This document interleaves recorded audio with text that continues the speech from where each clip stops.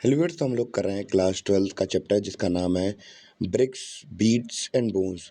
तो बिना किसी देरी के स्टार्ट करते हैं अपना चैप्टर। तो जिस चैप्टर का नाम जैसे कि हमें पता है क्या है, ब्रिक्स बोन्स बीट्स। तो इसका मतलब क्या निकलता है इन तीनों शब्दों का, यानी कि पत्थर, ब्रिक्स मतलब पत्थर, बीट्स मतलब मोटी ऐसी चीज़ें, और बोन्स मतलब तो आपको पता ही है हड्डियाँ होती हैं। तो स्टार्ट करते हैं अपना चैप्टर। तो इस चैप्टर में हम लोग बात करेंगे किसके बारे में, एंशिएंट हमारी इंडिया के अंदर जो सिविलाइजेशन रहती थी, इसका नाम हम लोगों ने रखा है क्या, Indus valley civilisation, Harappan civilisation, bronze civilisation जिसका नाम रखा है। तो इसकी हिस्ट्री के बारे में एक्चुअली हम लोग पढ़ने वाले हैं इस चैप्टर के अंदर। तो स्टार्ट करते हैं अपना चैप्टर बिना किसी देरी के। तो हम लोग अब बात करेंगे सिविलाइजेशन के बारे में। तो एक्चुअली सिविलाइजेशन होता क्या है, सिविलाइजेशन मतलब होता है सभ्यता, यानी कि उनके रहने का, खाने का कल्चर एक समय पे कभी एग्जिस्ट करता था। तो हमारा यही होती है कि क्या कोई कुछ लोग किस प्रकार खाते हैं पीते हैं, तो एक पर्टिकुलर टाइम पीरियड पे रहते हैं, तो वो सिविलाइजेशन कहलाती है। और हम लोग बात करें दुनिया में अलग अलग सिविलाइजेशंस देखने को मिली हैं, जैसे कि इजिप्शियन सिविलाइजेशन हुई, मेसोपोटापियन सिविलाइजेशन हुई, ग्रीक सिविलाइजेशन हुई। तो ये सब हमें पता था, पर किसी को नहीं पता था कि सबसे पुरानी सिविलाइजेशन कौन है। तो इसकी खोज की थी किसने, दयाराम साहनी जी ने 1920 में खोज की थी। तब पूरी दुनिया को पता चला था कि हाँ, एक सिविलाइजेशन ऐसी भी थी जो कि एक्चुअली इंडिया के वाले एरिया के अंदर एग्जिस्ट करती थी। इंडिया हुआ, पाकिस्तान हुआ, अफगानिस्तान हुआ, इन एरिया के अंदर एग्जिस्ट करती थी वो सिविलाइजेशन। तो हम लोग इसी सिविलाइजेशन के बारे में बात करेंगे, किसके बारे में, इंडस वैली सिविलाइजेशन के बारे में। तो अगर बात करें इंडस वैली सिविलाइजेशन की, तो इसका टाइम पीरियड कब से कब तक था, 2600 बीसीई से लेकर 1900 बीसीई। तो किसी को अगर टाइम जो लाइन होती है उसको समझने में दिक्कत होती है, तो मैं आपको बता दूं कि जो हम लोग अभी जी रहे हैं, अभी हम लोग मतलब अब जिस 2025 चल रहा है, तो इसे हम लोग क्या मान लेंगे, तो ये 2025 है, तो इस ये क्या है, एडीम चल रहा है, यानी कि जो पहले के समय बीत गया, जो मतलब जो जीसस क्राइस्ट थे उनका जन्म जीरो पे मान लिया गया, और उससे पहले के समय को बीसीई कह दिया गया, और उसके मतलब एडी बीसी कह दिया गया था, तो वही हमारा बीसीई होता है। और यानी कि आज से करीब 4600 साल पहले, अप्रॉक्स अंदाजा मान लीजिए इतना ही। तो ये सीन था। तो इनका टाइम पीरियड 2600 से लेकर 2600 बीसी से लेकर 1900 बीसी तक था। और इसकी खोज हुई थी 1920 में, 1920 में कुछ खोज की थी किसने, दयाराम साहनी जी ने। और इसकी हम लोग बात करें, हमें इसकी जो पहली साइट मतलब ये जितनी भी हमारी सिविलाइजेशन है, ये हमें कहाँ पे मिली है, ये इंडस वैली मतलब इंडस रिवर के किनारे मिली हुई है। इस वजह से हमने इसे क्या कह दिया, हमने इसे इंडस वैली सिविलाइजेशन कह दिया। और इसकी जो पहली साइट मिली थी, इसकी पहली साइट हमें मिली थी, वो थी कौन सी, हड़प्पन साइट थी। इसकी पहली साइट हमें मिली थी हड़प्पा साइट। इस वजह से हमने इसका नाम हड़प्पन सिविलाइजेशन रख दिया। अगर हम लोग बात करें हड़प्पन सिविलाइजेशन की, तो ये इसको हम लोगों ने 3 फेजेस में डिवाइड किया है, यानी कि अर्ली फेज में कैसे-कैसे वहाँ पे लोग धीमे-धीमे इकट्ठा होना हुए, और जो मैच्योर फेज होता है और लेट फेज होता है, तो 3 पार्ट में डिवाइड कर दिया। यानी कि स्टार्टिंग, यानी कि लोग बसना कैसे स्टार्ट हुए, मैच्योर में यानी कि पीक पे पहुँच गई थी अपनी, और हड़प लेट में यानी कि पतन कैसे-कैसे हो रहा था। तो अर्ली हड़प्पन क्या एक फॉर्मेटिव फेज है कि जिसमें कि ये सिविलाइजेशन बनना स्टार्ट होगी, लोग इकट्ठा होना स्टार्ट होंगे और अपने आप को। अब हम लोग बात करेंगे कि इस सिविलाइजेशन के बारे में पता कैसे चला लोगों को, या फिर इसकी खोज कैसे की गई। तो हम लोग बात कर रहे हैं 1826 की। तो एक ब्रिटिश एडवेंचरर क्या कर रहा था, उसने ये वो जा रहा था कहीं, कहाँ से, आगरा से अफगानिस्तान जा रहा था। तो बेसिकली उसने देखा कि यहाँ पे एक माउंट, एक टीला ऐसा बना हुआ है, तो ये क्या है, तो उसने सोचा कि ये कोई हिस्टोरिकल प्लेस है, मतलब इसकी कुछ ना कुछ इम्पोर्टेंस होगी होगी। तो फिर तो एक एडवेंचर था, उसने उसकी एक किताब लिखी थी, अंग्रेज था, उसका नाम क्या था, चार्ल्स मैसन नाम था शायद उसका। तो उसने अपनी एक किताब लिखी थी, तो जो दयाराम साहनी थे उन्होंने उनकी किताब पढ़ी थी। तो उसे लग तो रहा था कि हाँ ये कुछ इंपॉर्टेंट है, पर उसने कुछ करा नहीं क्योंकि वो एक्सपर्ट था नहीं एक्चुअली इस फील्ड में। तो उसने क्या किया, अपनी किताब वगैरह में उसकी एक किताब भी थी, the narrative of journey to Afghanistan, Balochistan, Pakistan, ऐसी कुछ करके एक किताब थी उसकी। तो उसने उस किताब में लिखा था कि, तो जो दयाराम साहनी थे उन्होंने उसकी किताब भी पढ़ी हुई थी, तो उन्हें कुछ लगा कि हाँ इधर कुछ हो सकता है। और दूसरे ट्रैवलर्स भी यहाँ पे मतलब विजिट करते रहते थे, पर उन्हें कोई कुछ अंदाजा ही नहीं था कि एक्चुअली था क्या, ये क्या क्या नहीं था। तो ये सारा सीन चल रहा था। फिर क्या हुआ 80s में क्या हुआ कि जो अलेक्जेंडर कनिंघम थे, तो ये कहाँ पे आए, ये विज़िट करने मतलब यहाँ पे इंडिया के अंदर आए और इन्हें क्या अपॉइंट किया गया क्या? As a director general of archaeological survey of India. और भैया इन्हीं को बुलाया गया क्योंकि भैया इन्हें 6th सेंचुरी बीसी से लेकर 4th सेंचुरी बीसी के बारे में बहुत सारी नॉलेज थी, कि भैया ये यहाँ पे आए और इन्होंने रिसर्च वगैरह करने के लिए बुलाया गया यहाँ पे इंडिया के अंदर। तो ये करते क्या थे? तो ये पुरानी-पुरानी एंशिएंट स्क्रिप्ट पढ़ते थे, इंस्क्रिप्शंस पढ़ते थे। इवन कि ये चाइनीज़ के इंस्क्रिप्शंस को भी पढ़ने की कोशिश करते थे। तो जब इन्होंने इतने सारे इंस्क्रिप्शन वगैरह पढ़ ली, तो इन्हें कहीं भी इंडस वैली सिविलाइजेशन के बारे में कुछ पता नहीं चला कि ऐसी कोई सभ्यता एक्चुअली एग्ज़िस्ट करती है। तो इनके सामने एक्चुअली कोई सबूत आए भी, जैसे कि इसकी हड़प्पन सिविलाइजेशन के सील वगैरह आए भी। तो इन्हें समझ में नहीं आया वो एक्चुअली सील थी किसकी, क्योंकि भैया टाइम पीरियड कुछ ज़्यादा जो सील बनी थी, ये और ज़्यादा पुरानी थी। अब इनको इस टाइम पीरियड के बारे में ना कोई नॉलेज थी, ना कोई एक्सपीरियंस था। अब मैंने आपको बताया कि ये 6th सेंचुरी बीसी से लेके 4th सेंचुरी तक का था, पर हम लोग बात करें तो हड़प्पन सिविलाइजेशन तो उससे ज़्यादा पुरानी थी। तो इनके पास वो सील के बारे में इन्हें कुछ पता ही नहीं था, ना कुछ आइडिया था। तो इन्होंने ज़्यादा उसके ऊपर ध्यान भी नहीं दिया। इन्हें लगा कि जो नॉर्मली उस समय पर बाद में जो सील बनी है, मतलब बाद में जो सिविलाइजेशन बनी है, उसी के साथ कोई ना कुछ ना कुछ ऐसे ही कुछ होगा, तो इन्होंने इसे इग्नोर कर दिया। पर ऐसा भी नहीं था बिल्कुल इग्नोर कर दिया, पर यहाँ के आस-पास के लोगों को कुछ ना कुछ आर्टिफैक्ट वगैरह मिलते रहते थे इससे रिलेटेड, तो रिसर्चेस वगैरह भी होती रहती थी। तो इसी तरह 1920 में क्या हुआ 1920 में क्या हुआ कि दयाराम साहनी को एक जगह मिली, उन्होंने हड़प्पन साइट खोद निकाली। और 1921 में क्या हुआ कि जो आर.डी. बनर्जी थे, उन्होंने मोहनजोदारो खोद ली।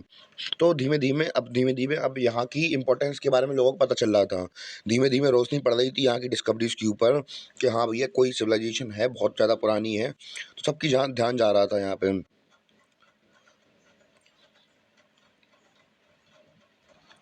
बाद में क्या हुआ कि इसके जो नए हम लोग बात करें डायरेक्टर थे कौन, 1924 में जो जॉन मार्शल थे, उस वक़्त उन्होंने क्या कर दिया, उस डिस्कवरी के बारे में ऑफ़िशियली अनाउंस कर दिया कि हाँ भैया ऐसी साइट है जो बहुत ज़्यादा पुरानी है और पुराना अर्बन सेंटर था ये।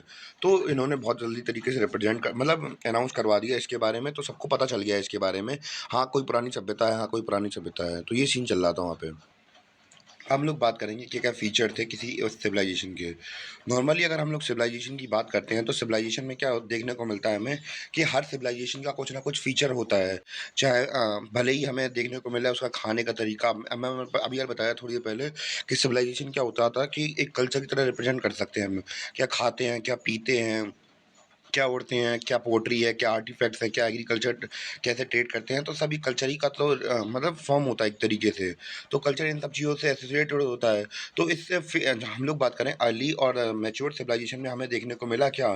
क्या चेंजमेंट देखने को मिला? यहाँ पे हमें अर्बनाइज़ेशन बहुत बड़े लेवल पर देखने को मिलती है, कि हमने देखा यहाँ पे बड़े-बड़े माउंट्स बने हैं, पक्के पक्के ईंटों के मकान बने हुए देखने को मिले, अलग-अलग एडवांस प्लम्बिंग टेक्नोलॉजी हमें देखने को मिली यहाँ पे।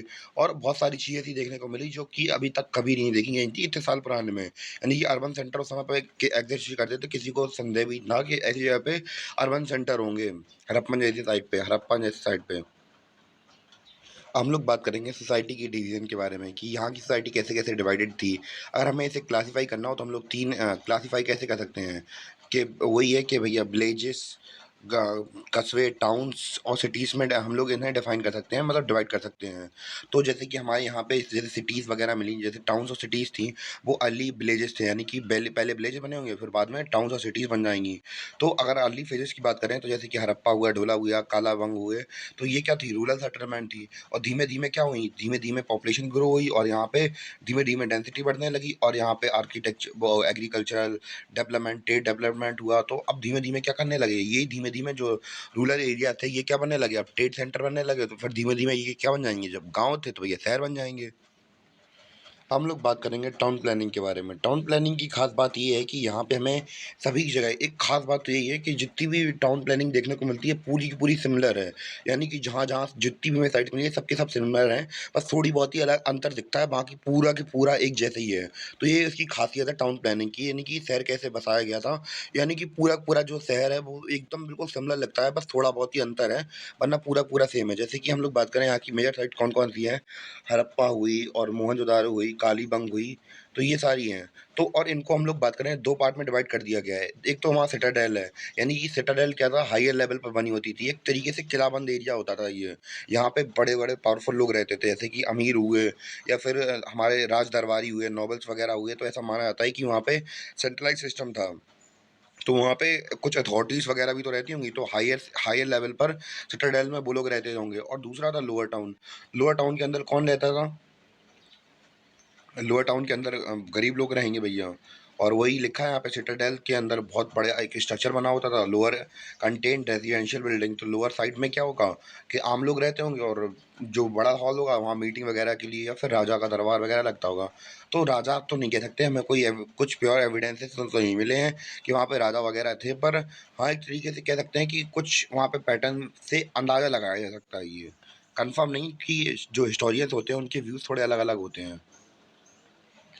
और दूसरे फीचर क्या-क्या हैं? और यहाँ की गलियाँ, शहर ऐसी बनी हैं, समझ लीजिए हर एक शहर की रोड ऐसी बनी है जो 90 डिग्री पर इंटरसेक्ट करती है।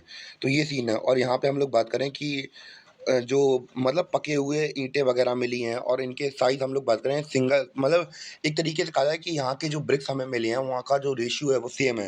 यानी कि अगर एक साइड पे एक एक साइज़ की हमें ईंटें देखने को मिले, तो उसी साइज़ के सेम साइज़ के दूसरी साइड पे भी हमें ईंटें देखने को मिले।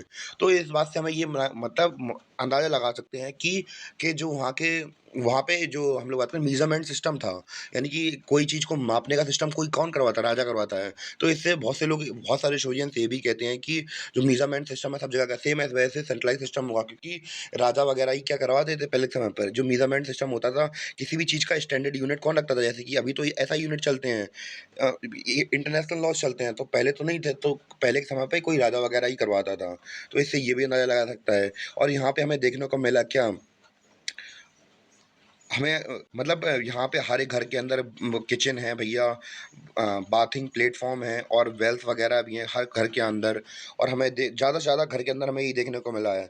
और दूसरी बात ये है कि यहाँ पे नालियाँ हैं और नालियों मतलब एक अच्छी तरीके से न ड्रेनेज सिस्टम भी अच्छा तरीके से बना हुआ है और इवन कि आज के समय पर लोग इतनी गंदी तरीके से नालियों का इस्तेमाल करते हैं, उस समय पर लोग स्लैब यानी कि छोटा-सा स्लैब बना के रख देते थे उसके ऊपर उन नालियों के ऊपर, जिससे कि अगर सफाई वगैरह भी करनी हो किसकी ड्रेनेज की या नालियों की सफाई करनी हो तो वो आराम से कर लें। यानी कि ऐसे गुम्मे रख देते थे उनके ऊपर जिसे आराम से हटाया जा सके और उसकी सफाई की जा सके। तो इतने समझदार थे वो लोग। तो ये हमें इतनी अच्छी टाउन प्लानिंग दिखती है और वहाँ पे हमें इवन की प्लम्बिंग टेक्नोलॉजी भी दिखती है कि उन लोगों ने कितनी अच्छी तरीके से इस्तेमाल किया था। इवन कि उनके घर तो ऐसे होते थे कि मान चलिए कि आप डायरेक्टली उनके घर में अंदर देख नहीं पाएँगे और मतलब जो एंट्रेंस होती थी वो कभी भी सीधे अंदर की नहीं खुलती थी आँगन की तरफ और यही होता कि एक आँगन थी उसके आस-पास कमरे बने होते थे। पर जो मेन एंट्रेंस थी उससे सीधे कभी आँगन नहीं दिखाई जाती थी। उसके बगल साइड से रास्ता दे दी जाती थी। और जो कुएँ वगैरह होते थे वो घर के बाहर ही रखते थे कि जिसे अगर किसे भी अगर पानी वगैरह पीना हो तो बाहर से पी ले, कोई ज़रूरी नहीं है कि अंदर ही आए। तो हर घर में ज़्यादा से ज़्यादा हमें कुएँ देखने को मिलते थे। तो ये कुछ ख़ास फीचर्स हैं किसके टाउन प्लानिंग के। दूसरा फ़ीचर ये था कि इसकी जो सिटाडेल वगैरह था, तो सिटाडेल के बाहर एक अलग से बाउंड्री वगैरह बना दी जाती थी और जो कुछ ख़ास ऐसे शहर थे जिसमें हमें क्या देखने को मिला कि जो बाउंड्रीज़ वगैरह हैं कि वो टाउन को भी कवर कर रही हैं और क मतलब मोहनजोदड़ो में देखने को मिला है एक्चुअली कहें तो और बाकी जो साइट्स हैं तो उसमें बस केवल सिटाडेल के बाहर बड़ी-सी दीवार की मतलब दीवार बंद कर देंगे और बाकी नॉर्मल वो खुला रहेगा हमारा क्या लोअर टाउन वगैरह। तो ये काफ़ी इतनी वेल ऑर्गनाइज़ तरीके से हम लोग देख रहे हैं कि इतनी अच्छी टेक्नोलॉजी का इस्तेमाल कर रहे हैं। तो हमने मतलब इस फ्लाइट के अंदर क्या-क्या देखा कि हमने देखा कि उधर पे कैसे था यहाँ की मतलब हर चीज़, हर सिविलाइज़ेशन हर एक यहाँ की साइट एक मतलब सेम जैसी दिखती है और यहाँ की जो स्ट्रीट है वो राइट एंगल पे काटती है हर 2 स्ट्रीट। और हम लोग बात करें यहाँ पके भट्टों का ईंट मतलब जो पके हुए गुम्मे होते हैं उनका इस्तेमाल किया गया था। हर घर में कुएँ वगैरह देखने को मिलते हैं, हमें किचन वगैरह देखने को मिलते हैं।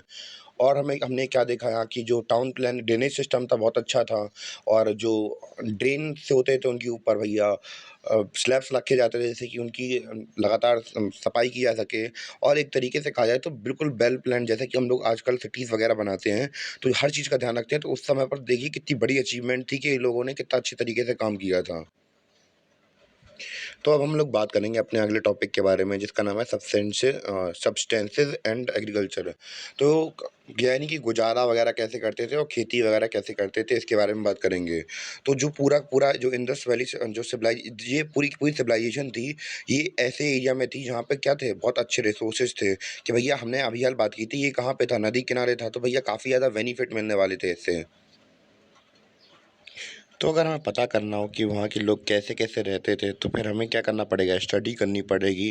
प्लांट रिमेन्स यानी कि जो बचे हुए प्लांट के अवशेष मिले हमें, और एनिमल की इन जानवरों की बोन्स, आर्टिफैक्ट्स हुए, सील्स हुए, बर्तन मिले, ज्वेलरीज़ वगैरह मिली, तो उनसे हमें पता, अगर हमें उनके बारे में पता करना है कि वो लोग कैसे रहते थे, तो इन सब की स्टडी करनी पड़ेगी। सबसे पहले हम लोग बात करेंगे प्लांट रिमेन्स के बारे में। तो जैसा कि हमने देखा था कि ये बहुत बड़े रीजन में था, तो यहाँ पे बीट, बार्ले, मटर, चावल और ये सब हमें मेन साइट से हमें मतलब ये सब फसलें कहाँ मिलती हैं, हड़प्पा में, मोहनजोदारो में, कालीबंग में और लूथल में। और इवन कि हमें जुती हुई के खेत भी वगैरह मिले हैं कहाँ पे?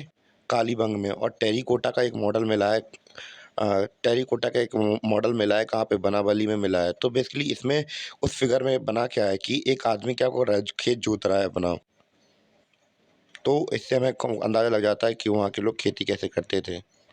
और हमें यहाँ पे क्या मिलती हैं, कैनल्स यानी कि नहरें वगैरह भी देखने को मिलती हैं। अब हम लोग बात कर लेंगे एनिमल रिमेन्स के बारे में। तो हमें यहाँ पे हड़प्पन की मतलब हमें हड्डियाँ मिलती हैं जंगली जानवरों की, कहाँ पे? हड़प्पन साइट्स पे।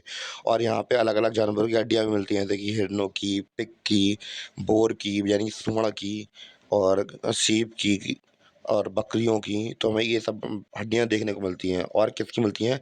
इवन कि मछलियों की हड्डियाँ भी देखने को मिलती हैं, और राइनोसॉरस की हड्डियाँ भी देखने को मिली अमरी में। और ये बात इंटरेस्टिंग है कि भैया कि बहुत सारी सील्स में इन जानवरों को दिखाया भी गया है। और किसमें? टेराकोटा, मतलब टेराकोटा अगर आपको नहीं पता हो तो क्या होता है कि एक चिकनी मिट्टी होती है, तो वो उसी से बनने वाली सील्स को हम लोग टेराकोटा कहते हैं यहाँ पे। और हम लोग अब बात करेंगे, यहाँ पे हमें डोमेस्टिक एनिमल भी देखने को मिले जिनका इस्तेमाल खेती वगैरह में इस्तेमाल किया जाता था। जैसे कि कैटल्स हुई, बफ़ेलो हुई, या फिर भैया कोई किसान घर से फैमिली से बिलॉन्ग करता है तो उसे तो पता ही होगा कि जो भैंस और गाय होती हैं, तो भैंस हुई, गाय हुई, बकरी हुई, तो एग्रीकल्चर में कितनी ज़्यादा हेल्पफुल होती हैं कि इनका गोबर भी एग्रीकल्चर के लिए कितना अच्छा होता है। और नॉर्मली अगर एग्रीकल्चर करने वाले के पास सबको पता होगा कि भैया गाय भैंसे तो रखते ही रखते हैं वो लोग।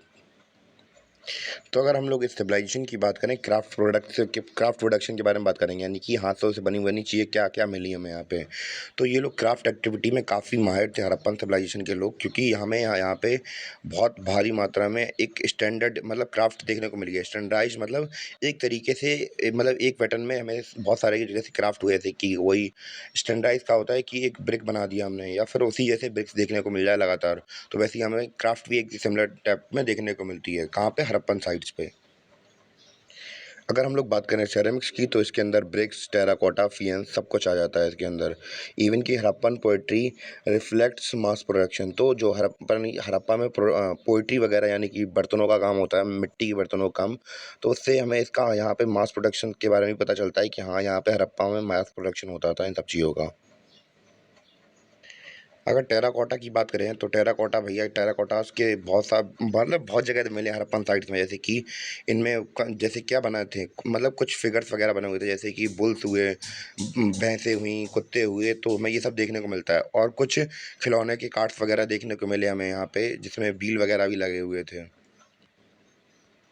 और हमें यहाँ पे गोल्ड सिल्वर ज्वेलरी के काम के बने हुए अलग-अलग क्या देखने को मिलते हैं, आभूषण देखने को मिलते हैं, जैसे कि नेकलेस हुए, ब्रेसलेट हुए, ब्रोचेस हुए, पेंडेंट हुए, इयररिंग्स हुई, तो हमें ये सब देखने को मिलता है। और यहाँ पे बीड्स से हम लोग बात करें, जैसे कि आप लोग को पता होगा कि मोती ऐसे टाइप में पत्थर वगैरह होते हैं, तो हमें उनके काम भी वगैरह देखने को मिले, जैसे कि सॉरी कार्नियल्स हुआ, लैपिस lazuli हुआ, तो हमें ये इनके अलग-अलग साइट्स पे देखने को मिले हैं। हम लोग बात करेंगे सील्स के बारे में। तो सील्स दूसरी एक इम्पोर्टेंट क्राफ्ट था कहाँ का? हड़प्पन सिविलाइजेशन के लोगों का। और जो ज़्यादातर सील्स मिली हैं वो हमें किसके? रेक्टेंगल और स्क्वायर शेप में मिली हैं। और ये सील्स बनी होती थी स्टेटाइट, सिल्वर, कैल्काइट इन सब मटेरियल से बनी हुई थी होती थी। और मोहनजोदाड़ो पे हम लोग बात करें तो ख़ास प्रकार की चीज़ भी मिली हैं जिसमें कि एक यूनिकॉर्न पहला ऐसा माना जाता था कि एक मतलब एक जानवर बना है इसमें एक सींग है, यानी कि यूनिकॉर्न जैसा वो जानवर देखने को मिलता है, तो हमें ये मिला। और दूसरे जानवर भी हमें देखने को मिलते हैं सील्स पे, जैसे कि क्या-क्या हुए, हाथी हुआ, टाइगर हुआ, क्रोकोडाइल हुआ, हम्प्ड बुल हुआ, डायनासोर हुआ, तो हमें ये सब जानवर के बारे में ही देखने को मिलता है। और वही हमने बताया कि एक यूनिकॉर्न वगैरह भी देखने को मिलता है कि इसका एक सींग है। हम लोग थोड़ी बात कर लेते हैं ट्रेड के बारे में। ट्रेड के बारे में अगर हम लोग बात करें तो यहाँ पे हमें रॉ मटेरियल्स मिले हैं, तो हमें इससे ट्रेड के बारे में भी बहुत कुछ पता चलता है। यानी कि हमें ट्रेड के बारे में ये पता चलता है कि जो हड़प्पन सिविलाइजेशन थे, इनका रिलेशन किसके साथ था? मेसोपोटामिया के साथ था। और वहाँ के मटेरियल्स हमें यहाँ पे इंडिया के अंदर में देखने को मिले हैं, मतलब हड़प्पन साइट्स पे देखने को मिले हैं, और जो मेसोपोटामिया है, यहाँ के सील्स हमें मेसोपोटामिया में देखने को मिले हैं।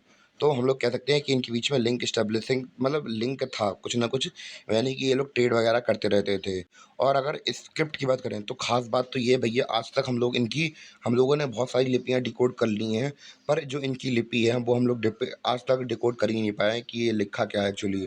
अगर हमें समझ में आ जाता है तो हमें बहुत ज़्यादा हेल्प होगी इस सिविलाइजेशन को समझने में।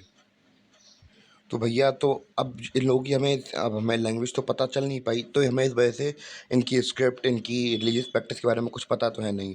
तो हमें जितना भी इनके बारे में, इनकी रिलीजियस प्रैक्टिस के बारे में पता चलता है, तो पता कैसे चलता है? तो जो हमें आर्टिफैक्ट्स देखने को मिले या फिर टेराकोटा फिगर्स देखने को मिले, हमें उससे ही पता चलता है कि ये लोग कैसे नेचर की वर्शिप करते थे। और हमें बहुत सारे फिगर्स वगैरह मिले हैं जिसमें कि ये लोग मतलब जोड़े जाते हैं कि ये मदर गॉडेस को पूजते होंगे, यानी कि धरती को पूजते होंगे। और हड़प्पन सिविलाइजेशन की बात करें तो हमें यहाँ पे एक सेटेलाइट सील मिली है, जिसमें कि एक मेल गॉड बने जिनको पशुपति शील मिली है, यानी पशुपति भगवान मिला है, यानी कि एक डेटी मान सकते हैं एक तरीके से। उनके ऊपर क्या बना है कि एक जैसे कि मुकुट होता है, तो मुकुट बना है किससे? बफेलो हॉर्न से मिलके वो मतलब बना हुआ है वो। तो ऐसा है कि ये कोई मेल गॉड वगैरह भी हैं। और ऐसा ऐसा ये माना जाता है कि ये उसमें 4 एनिमल के बारे में और डिपिक्ट किया गया है, जैसे कि हाथी हुआ, राइनोसोरस हुआ, बफेलो हुआ, टाइगर हुआ। और अब हम लोग बात करेंगे कि यहाँ पे लोगों मरने की बात की क्या सीन था, यानी कि लोग कैसे क्या बिलीव करते थे पुनर्जन्म के बारे में। तो जैसे कि यहाँ के लोग क्या-क्या मानते थे कि पुनर्जन्म क्या होता है या नहीं होता है, क्योंकि बहुत सारी कल्चर्स में देखने को मिलता है, बहुत से लोग मानते हैं और बहुत से लोग नहीं मानते हैं। जैसे कि अगर जलाते हैं, तो कोई क्यों जलाता है कि भैया अंत हो गया है, कि हमारी आत्मा परलोक में पहुँच गई है। और बहुत से लोग ज़मीन में दफ़ना देते हैं, और बहुत से लोग तो अपनी बॉडी को आजकल हम लोग देख रहे हैं डीप फ्रीज़ कर दे रहे हैं कि उन्हें उम्मीद है कि आगे कुछ होगा तो हम लोगों की बॉडी ज़िंदा हो जाएगी। तो ये लोग कैसी-कैसी जो बरियल प्रैक्टिसेज़ होती थी, वो उसमें क्या बिलीव करते थे कि इनके मरने के बाद क्या मतलब क्या लगता था, क्या होता होगा इन लोगों को? पर अगर हम लोग इन लोगों की बात करें तो ये लोग क्या करते थे, इन लोगों का मानना ये था कि भैया मरने के बाद हम लोग कोई नए सफ़र में निकल जाते हैं। तो इसलिए उनके खाने के बर्तन, उनके कपड़े, चूड़ियाँ वग़ैरह हमें अलग-अलग गुड्स देखने को मिली कि उन लोगों ने साथ में दफ़ना दी है। पर एक ख़ास बात मैं आपको ये भी कह दूँ कि एक्चुअली हमें कुछ पता ही नहीं है, कि ये केवल हमारे अंदाज़े लग रहे हैं, क्योंकि हमने आज तक उनकी जो स्क्रिप्ट है उसको कभी डिकोड नहीं किया। यानी कि जो हम लोग, जैसे कि मैं आपको बता रहा हूँ कि मरने के बाद जो दूसरे डायमेंशन में चले जाते हैं, सफ़र में जाते हैं, तो ये इजिप्शियन एम्पायर के अंदर भी देखने को मिलता था कि जो मम्मीज़ वग़ैरह बनाई जाती थी, उनके साथ को अलग-अलग चीज़ें भी दफ़नाई जाती थी ना, कि कपड़े हुए, सोने के बर्तन हुए, तो अलग-अलग चीज़ें, कि दूसरी दुनिया में जा रहे हैं हमारे महाराज, तो यही सीन है। तो हमें ये सब अंदाज़ा अंदाज़ा चल रहा है, यानी कि ऊपर-ऊपर की बातें हैं कि ऐसा हुआ होगा। यानी कि अभी तक अगर हम लोग जब तक इनकी स्क्रिप्ट को डिकोड नहीं कर पाते, तब तक हमें कुछ नहीं पता एक्चुअली। बस ये तो केवल हम लोग अंदाज़े लगा रहे हैं। वो अपने हिस्टोरियंस अब जो उन्हें आर्टिफैक्ट्स मिलते हैं, तो उसी हिसाब से अंदाज़ा लगा लेते हैं।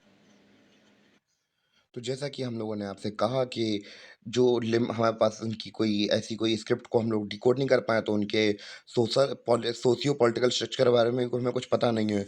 तो बस हम लोग यही मान सकते हैं कि भैया उनकी भी अलग-अलग क्लासेस में डिवाइडेड थे वो लोग। जैसे कि प्रीस्ट क्लास हुई, पीजेंट क्लास हुई, ट्रेडर्स हुए, आर्टिज़न्स हुए, तो इन क्लासेस में हमने मान लिया है। मैं अब फिर से कह रहा हूँ कि हम लोगों ने मान लिया है, एक्चुअली हमें पता नहीं है। और नॉर्मली वो क्या करते थे, वो लोग वूलन कॉटन क्लॉथ कपड़े पहनते थे। और हम लोग बात करें कि उन्हें जो ऑर्नामेंट यानी कि आभूषण थे, उसका बहुत शौक था। बस ये बात इम्पोर्टेंट है, क्योंकि हमें बहुत ज़्यादा मात्रा में मिले हैं वो। हमारा जो अगला टॉपिक है वो है हमारा मोहनजोदारो। तो मोहनजोदारो की अगर प्रेज़ेंट डे की लोकेशन की बात करें तो लरकाना डिस्ट्रिक्ट में आता है ये पंजाब के, और कहाँ पे है ये पाकिस्तान में है। और अगर इसकी लिटरल मीनिंग की हम लोग अगर बात करें तो जो मोहनजोदारो है इसका लिटरल मीनिंग क्या है? माउंट ऑफ द डेड, यानी कि मरे हुओं का टीला कहते हैं इसे। और हमें यहाँ पे कुछ फाइंडिंग्स भी कुछ इम्पोर्टेंट साइट्स मिली हैं, जैसे कि यहाँ पे great bath, granary, seal of Pashupati, terracotta toys और 3 सील्स ऑफ मेसोपोटामियन टाइप। तो हमें ये सब फाउंड मिला है यहाँ पे। सबसे पहले अब हम लोग बात करेंगे ग्रेट बाथ के बारे में। तो ऐसा माना जाता है कि एक जैसे कि स्विमिंग पूल होता है, तो वैसे ही टाइप में एक बाथ टाइप में बना था। एक पब्लिक बिल्डिंग थी और यहाँ पे लोग रिचुअल्स वगैरह करने आते हैं, जैसे कि हम लोग गंगा में नहाने आते हैं। तो ऐसा माना जाता है कि यहाँ पे ये क्या थी, एक रिचुअल प्लेस थी। और ये अप्रॉक्सिमेटली कितनी थी, 12 मीटर लंबी थी और 2.4 मीटर चौड़ी थी। तो हमें ये देखने को मिला, और ये बहुत टाइट मतलब अच्छी तरीके से बनी हुई थी, जिससे कि जिप्सम मोर्टार से बने, मतलब अच्छी तरीके से वेल फिगर्ड थी, और अच्छी तरीके से इसके ऊपर कोटिंग वगैरह की गई थी, जिससे कि पानी वगैरह लीक ना हो। तो यही माना जाता है कि यहाँ पे कुछ रिचुअल्स वगैरह किए जाते हों, और यहाँ पे किनारे-किनारे जो औरतें वगैरह थीं, उनके कपड़े चेंज करने के लिए जगह भी बनाई गई थी। और दूसरी बात ये है कि अगर हम लोग ग्रैंडरीज़ की बात करें, तो ग्रैंडरीज़ क्या होती हैं? गोदाम होते हैं एक तरीके से, जहाँ पे जो किसान होते थे, तो वो क्या करते थे, अपनी फसलों को इकट्ठा करके रखते थे, तो ग्रैंडरीज़ के अंदर वो होता है। और दूसरी चीज़ मिली हमें यहाँ पे डांसिंग, हमें 2 कुछ मेटल मतलब स्कल्पचर वगैरह देखने को मिले हैं, जिसमें कि एक जो डांसिंग फिगर है, तो ये आपको नीचे पिक्चर दिख रही होगी, डांसिंग फिगर ये है हमारा वो। तो ऐसा माना जाता है कि वो लोग, वहाँ के लोग मनोरंजन काफ़ी ज़्यादा करते थे, तो इस वजह से किसी लड़की को डांस करते हुए बना दिया था उन्होंने।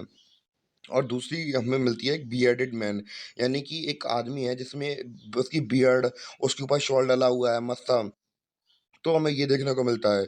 तो अब माना जाता है कि वो कहीं कोई प्रीस्ट हो सकता है या कोई राजा हो सकता है, तो हमें पता नहीं है, बस केवल वही बात है कि अंदाज़ों पे हम लोग खेला खेल रहे हैं और कुछ नहीं पता हमें। और सोच के देखिए कितनी बड़ी बात है कि यहाँ पे हमें मेसोपोटामियन सील भी मिली, यानी कि कितने ये लोग कितने एडवांस से 5000 साल पहले ट्रेड करते थे, वो भी सील्स में। सोचिए कॉन्ट्रैक्ट एक तरीके से, हम अगर नहीं सोचा है तो एक कॉन्ट्रैक्ट तरीके से सील का तो काम कर रहे हैं, तो सील्स उस समय बन रहे हैं 5000 साल पहले। सोचिए, जब अभी हम लोग बात करते हैं कि अभी गांव कंडीशन इतनी खराब हमें देखने को मिलती है, अभी भी आप एमपी, यूपी और वाले एरियाज़ के अंदर आइए, तो वहाँ पे गाँव कंडीशन अभी भी इतनी खराब है। और सोचिए ये लोग कितने एडवांस थे, 5000 साल पहले, सोच के देखिए कितनी बड़ी बात है। तो ये सब हमें देखने को मिलता है, हमारे इतिहास में पता नहीं क्या-क्या दफ़न है, हमें खुद नहीं पता है। अब हम लोग बात करेंगे हमारे अगले टॉपिक, डिक्लाइन ऑफ सिविलाइजेशन, यानी कि सिविलाइजेशन का अंत कैसे हो गया।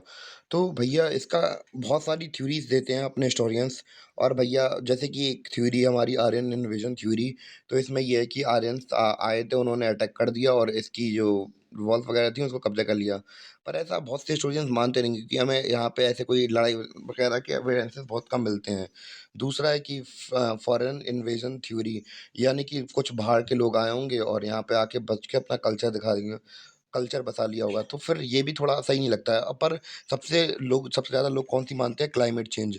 तो समय के साथ हमें पता है कि जो नदियाँ होती हैं वो अपना रास्ता बदल देती हैं। शायद इसकी वजह से वहाँ पे बाढ़ वगैरह आई थी, तो इस वजह से उन लोगों ने अपना जो इलाका था वो छोड़ दिया था। ये काफ़ी थ्योरी रिलेवेंट मानी जाती है, तो बहुत से लोग इसे इसी पर ही बिलीव करते हैं। अब हमारा अगला टॉपिक है कि हमें क्या-क्या प्रॉब्लम्स आ रही हैं कि हम लोग उसे समझ नहीं पा रहे हैं अपने पास्ट को, उसको। तो बेसिकली प्रॉब्लम यही है कि भैया हम अगर हमें हड़प्पन सिविलाइजेशन को समझना है, तो हमें उनकी जो स्क्रिप्ट है उसको डिसाइफर्ड करना होगा, यानी कि उसके बारे में पता करना होगा। अगर हमारे पास लिटरल सोर्सेज़ नहीं होंगे तो हमें कुछ भी एग्ज़ैक्टली पता नहीं होगा, क्योंकि अगर हम लोग उनके मटेरियल्स सोर्सेज़ की बात करेंगे तो फिर ये समय के साथ चेंज हो जाते हैं। तो अगर हम लोग इनके ऊपर रिलाई ज़्यादा करेंगे, तो हमें कुछ नहीं मिलने वाला है। तो इसी से हमें क्या करना पड़ेगा, हमें जितनी जल्दी हो सके वो क्या करनी होगी, हमें उनकी स्क्रिप्ट को पता करना होगा। क्योंकि जो मटेरियल्स होते हैं तो वो समय के साथ-साथ चेंज हो जाते हैं, तो फिर उनको समझना या फिर उनको इंटरप्रेट कर पाना बहुत ज़्यादा मुश्किल होता है। तो सबसे बेस्ट तरीका यही है कि हम लोग उनकी जो स्क्रिप्ट है उसको डिसाइफर्ड कर दें और उस समय के बारे में पता लगा लें। तो यही एक इकलौता मात्र तरीका है जिसके बारे में हमें एग्ज़ैक्टली या उसके बारे में पता चल सकता है। और ये लेक्चर हमारा केवल यहीं तक था, और मिलते हैं अपने अगले क्वेश्चन के साथ, और मतलब अपने अगले लेक्चर के साथ। और उम्मीद है कि आपको लेक्चर समझ में आया होगा। तो कहीं भी डाउट लगे तो आप लोग बिना झिझक कमेंट कर सकते हैं, तो मैं आपको उसमें जवाब दे दूँगा आपको। तब तक के लिए धन्यवाद, मिलते हैं अपने अगले वीडियो में।